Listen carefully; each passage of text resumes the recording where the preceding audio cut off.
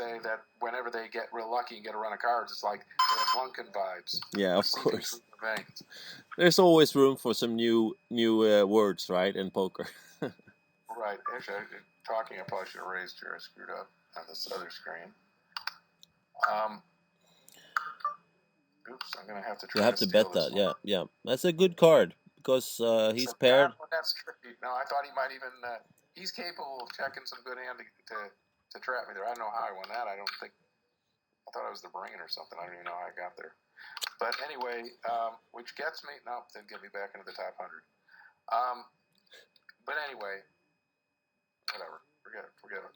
By the way, Lumpkin's a super nice guy. Yeah. And I think he's a little confused by all the attention he gets from the younger kids. He doesn't know it's just a fun thing. No, the thing is, I did an interview with Vitaly in Kiev last year in August, and he's extremely shy, I think, and also a bit insecure because of his difficulty in English, right? But to me, he strikes me like more or less a genius, like a really, really, really intelligent, smart guy. Yeah, I don't doubt it. He's certainly a ground man. Yeah, I see that hand. The old thing in Razz where I kind of chased down because he had bad cards and I had two face cards. Normally, you're not going to chase with that. So I chased him down only to catch a pair on the river and have a queen low and have to decide, is he really just totally out there? Yeah. So I'm in trouble here in this high Razz tournament. It's really disappointing too the way these scoops work. As I told you in our other interview, I think it's really great the way they have these for all the budgets. Yeah. But for someone like me, what often happens is if there aren't too many tournaments, well, there are usually 2, sometimes 3, so it's enough for me to play all 3 levels if I feel like it, of, let's say, the Razz in this case, because you want to pull off what Terrence Chen did last year, where he won the high and the medium of the same event. Yeah. His name is on a sign. It was obviously a pretty spectacular achievement, really. Yeah.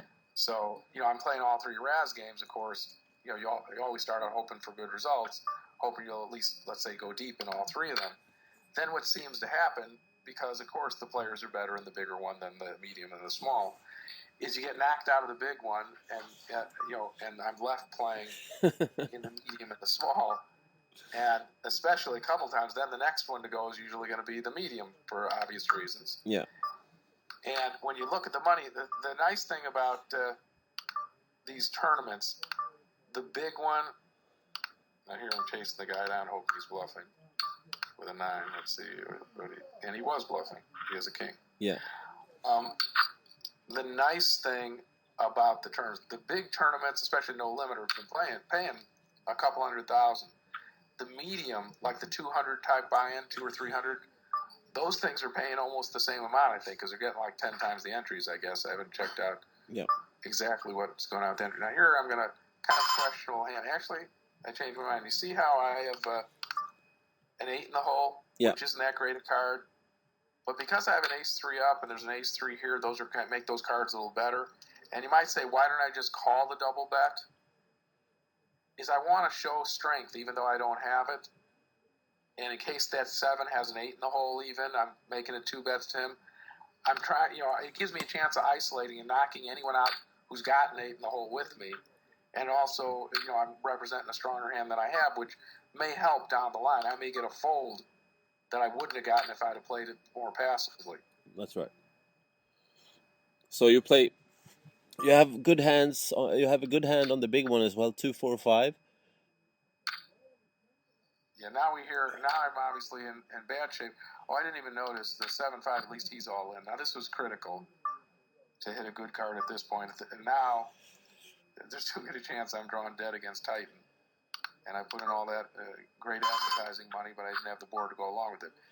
And of course here, I paired 4s, which is bad, but I'm going to be forced to bet and get raised and get head up against Brian. Now right here, when I bet this 8, see, he was there you go. Going to have to give up. Wow. At this point, there's no reason to really bet anymore, and I don't think he's going to be bluffing in this spot.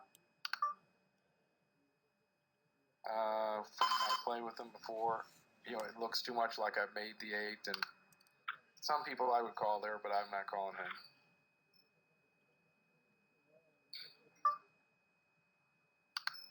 Now I'm down to 1,700, so I'm getting down to my last gasp over in the big game. And like I said, the payouts are good for the big one. The payouts are still good for the medium one. And for someone who plays bigger stakes like I do, the small one, the payouts aren't so good. No. I mean, if you win first place, you'll still feel good about it. But if you don't win first, if we look in this event where you don't have a lot of players, 21,000 for first place. Now, obviously, that's the medium one. That's the medium one, let's go to the small one because Razz is getting about 10,000. Obviously, I'd be happy to win 10,000, but it's kind of hard to expect to win. Yeah, it's a very long shot. Are you? I mean, you're, which could you say, old school cash game player, mainly cash game player. Do you care about scoop points and stuff like that? The way it usually works for something like that, for me, is if I was doing well, then either someone would remind me or I'd say, hey, I know they have something. I have no idea what the award is for getting it, but I know you get something for being the points leader. Yeah. So if I would start caring if I was doing well. Yeah.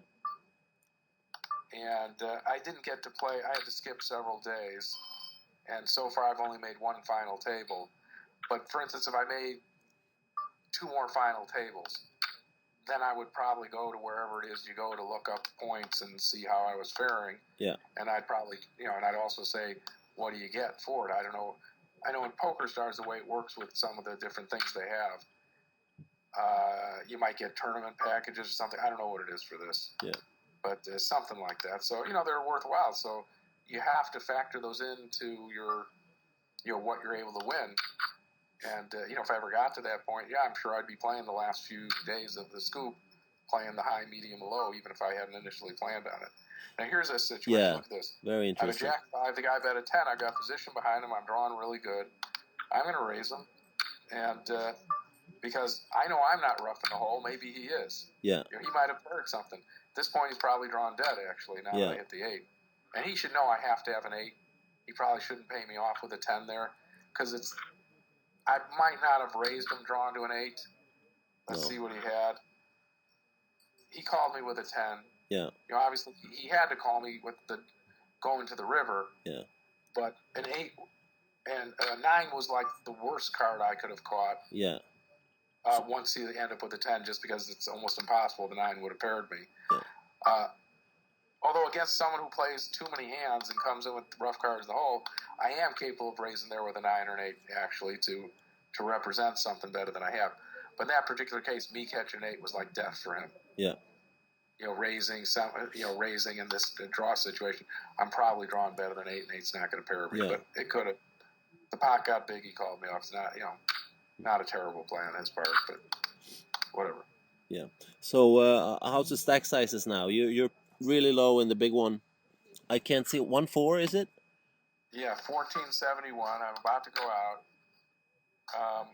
The good thing is the first 2 hours of this Razz tournament, I really couldn't even hear the clicking on my machine. I couldn't hear what was going on because Alex over there was screaming at her computer every time she caught 4 low ones and 3 face cards, which is what you don't like to have happen at Razz. But now that we're doing this recording, she's been quiet as a mouse. Yeah. I hardly even know she's there. So Alex is a fan of these. That's a girlfriend. She's in the room, and we can't see her because we're watching your screen. She's a fan of these. Have you taught her well? She's a good limit player. Yeah. She hasn't done so well. Like she used to play in the early days, a lot of the 10K WPTs. Yeah. And let's say she got unlucky a number of times. Yeah. But I remember the last one that she played, she said she was done. Dan Harrington knocked her out, where she got pretty deep and had ace-king against... I had aces against tens. Oh, you had an ace? No, but Dan Harrington had like... Aces against tens. Oh, that's what he knocked you out with? Okay. Yeah. Okay, she had aces against tens. That was like her swan song. Then she said, "Forget it," and she gave it up. But then what she did is she went to the limit. Like, you know, she played a lot of limit hold'em, and she played the limit tournaments. This year at the Razz, I wasn't able to play, even though I'd won it the year before because I was still in a different event. So she tried to defend my title, and she came in like 21st. That's good. And so she did make the money there. And then a couple times in the horse events, like the $2,500 horse, she's been the chip leader. Matter of fact, she was the chip leader in the money about 2 years ago. So for me, it's a lot of fun. If you're a poker player, a lot of poker players, their girlfriends maybe are hanging on the rail or whatever and sweating them. And you kind of, if you're a reasonable person, you feel bad to have someone that has to just watch you play. Yeah. For me, it's fun because I get to watch Alex play and get to sweat along with her. And she plays online more than I do, actually. Like if I'm doing, a lot of times I have to do things like play. She doesn't play the live tournaments that much, so if I'm playing a live tournament, she may be in the room playing online and sweating how I'm doing on the computer. Yeah. And whatever. Anyway, like I say, especially at the World Series, she'll be playing the horse events and some of the other limit events, and I'll get to have a good sweat and have fun with it. That's fun. All right. That's good. Is she aiming to play a lot of tournaments during the World Series as well? Well, she usually doesn't play. Last year she played 4, and I think, you know, made the money in 2 of them. So she's never played 10 events. No. At the World Series. But one of the reasons is, unfortunately, is she is my main support person. Yeah. Talking about starting with 4 good cards, I got ace, deuce, 3, 4. Okay, she's got ace, deuce, 3, 4. Have you caught your 3 face cards yet? Getting there. I heard that. Yeah, see, this is the thing. Paint and paint. Pair, paint, and paint. Okay, so that's the life of a Razz player. Yeah, she's my girlfriend, so I'm willing to hear the bad beat stories, but I tell other people try to tell me their bad beat stories that, sorry, you know, that's where I draw the line. My girlfriend gets that, they don't. Yeah, she fills that limit, right? Yeah. So get me through this hand in the mid stakes now with the 4, 5, 6. Okay, well, let's see. The first thing you notice is there's 2 aces out. That makes them what you call jokers. Yeah. If you know, some people say 4, 5, 6 put in a lot of action, but it limits my action that I don't have an ace. Yeah. I do have a 6.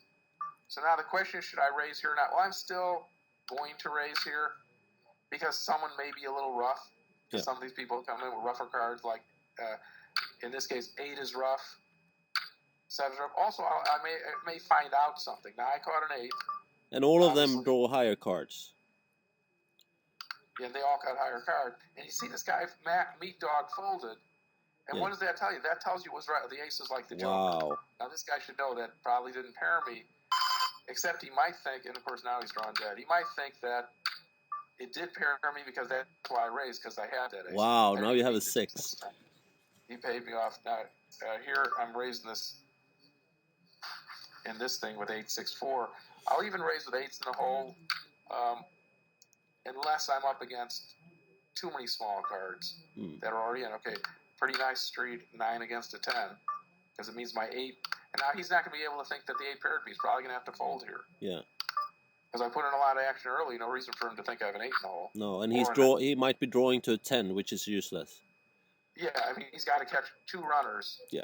And he could. Now, if I only called initially, it would give him more reason to think I paired the 8. Sometimes you see someone play the hand slow initially, and you'll put them on an 8 in the hole. You know, you'll think, okay, the guy's a little bit weak. He didn't want to create a big pot. And then when he catches an 8, you'll be able to think it paired him. Conversely, if someone puts in, you know, caps it starting out, you think they probably have at least an ace or a deuce in the hole. Yeah. And so then when they catch an ace or deuce later, it gives you more reason to think those cards paired them. Yeah. I see. All right. So anyway, are there any? I know you always aim for the Badoogie and the Razz event, and also the Stud High Low events are some of your favorite games. Are there any more Scoop events coming up soon that you're looking forward to?